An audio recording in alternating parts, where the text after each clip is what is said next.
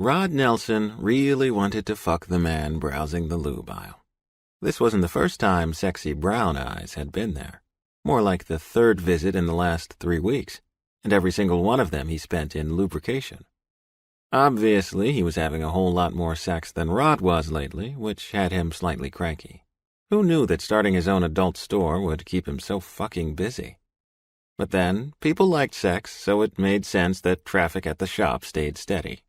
Rod liked sex, too, hence the whole reason an adult romance store worked so well for him.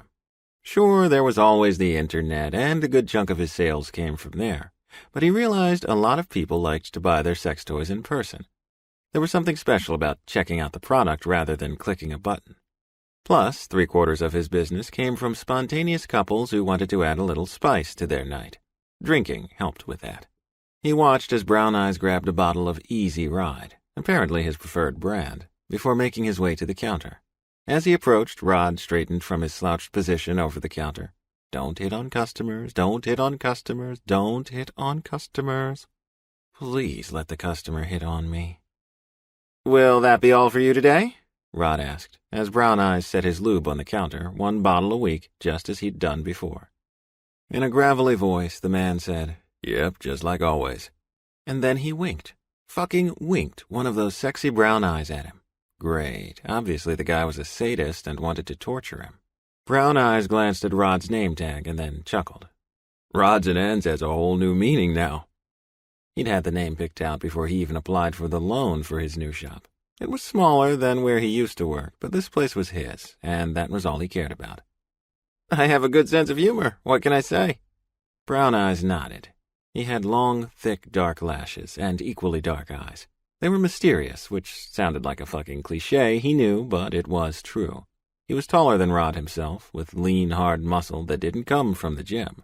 Another cliché, he guessed, but Jesus, the man was pretty in a rough, masculine way that prompted those kinds of clichés. He shook his head, making the dark brown hair that hung over his forehead move. He looked to be older than Rod was, but only by a few years or so. The place is yours, huh?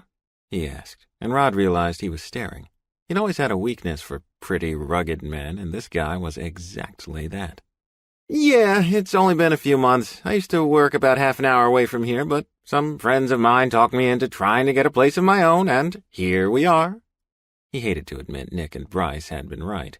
In a lot of ways, Rod would have been completely comfortable floating by working for someone else. But he was 25, and being a clerk at an adult romance shop probably wouldn't keep him afloat forever. So he'd decided to be a clerk at his own adult shop, because that was a whole hell of a lot different.